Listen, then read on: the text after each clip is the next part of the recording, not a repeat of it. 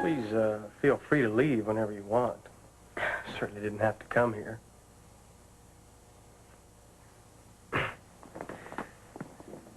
Why are you here? I'm here for my husband.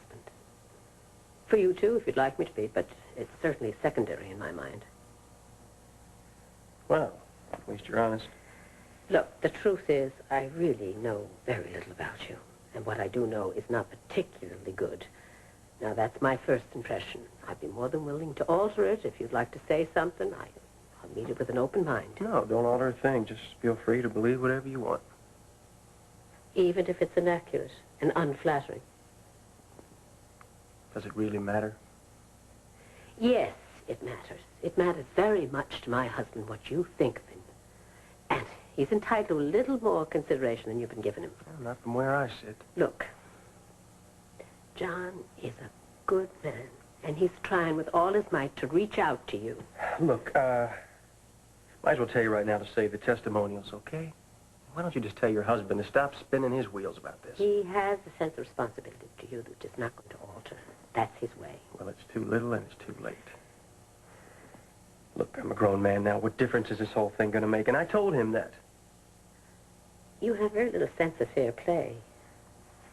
If you'd give him a chance, he might... My what? You going to say I might learn to love him? Your mother did. For reasons of her own, Meg decided not to tell John that there was a child.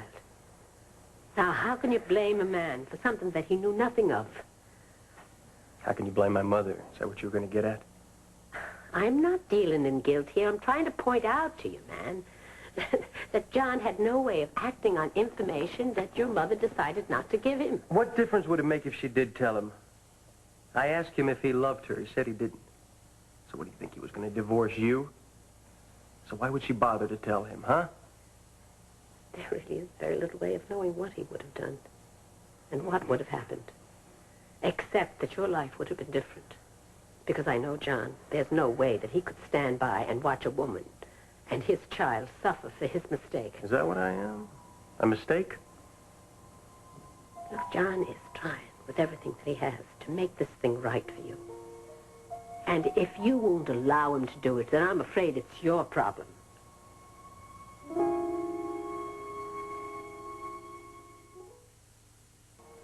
But I'll tell you something. Don't spend the rest of your life resenting your father for something that he had no control over.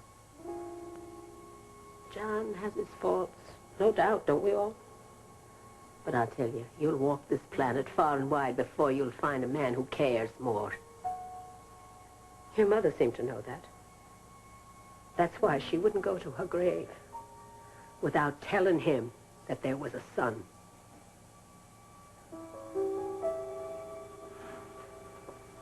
My mother used to tell me a story about my father. She said he didn't have a dream for riches or power, but he had a dream that he wanted to make people happy. She said he dreamed that he could have a place one day where everybody could come together, his friends and his strangers, and they could just share a smile, forget the troubles. She said he lived to see that dream come true. Indeed, he did. When I was a little kid, I used to be out playing or something, and my friends would ask me where my daddy was, and I said he was off making people happy. The night before I would go to sleep, I would pray that he would come and make us happy, too. She said if I ever found him, I wouldn't be disappointed. But you are. No. I'm not disappointed. Just find it a little hard to take after all these years of dreaming and thinking. Look, John's dreams came true. There's no reason on earth why yours couldn't come true. My dreams didn't come true. Look, Dakota, I'm not telling you that John's going to make your life into a fairy tale. I mean, like you said, you're a grown man. What you do with your life, it's really of your own making. But I'll tell you that he can add a lot of laughter and a bit of love and some hope.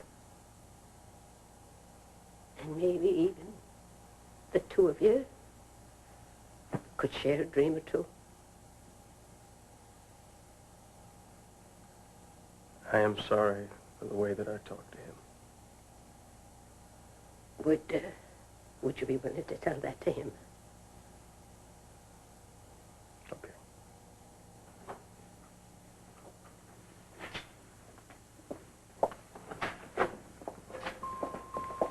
John. What? He wants to just talk with you. Go, listen to what the boy has to say.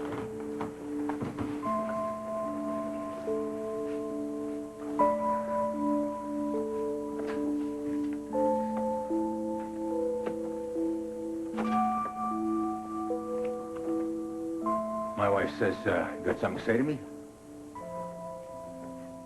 Yeah. I'm not real good at making apologies, though. None needed. Came down kind of hard on you. I think I was letting out all the anger for all the years I spent hating a man that I come to find out doesn't exist. No one would blame you for that. But you tried to do the right thing. Yeah. Look, I'm not trying to salve my conscience or anything. I want you to be part of my family. I'm offering you our hearts, our love.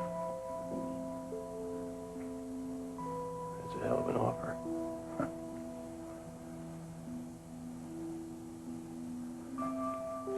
You're under no obligation to accept. I want you to know that. If you decide to turn us down, hey, that's your business, you know. I just want you to know, if you ever change your mind, we'll always be here for you.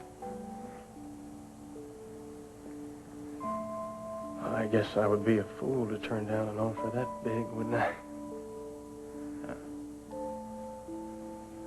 And I'm not a fool.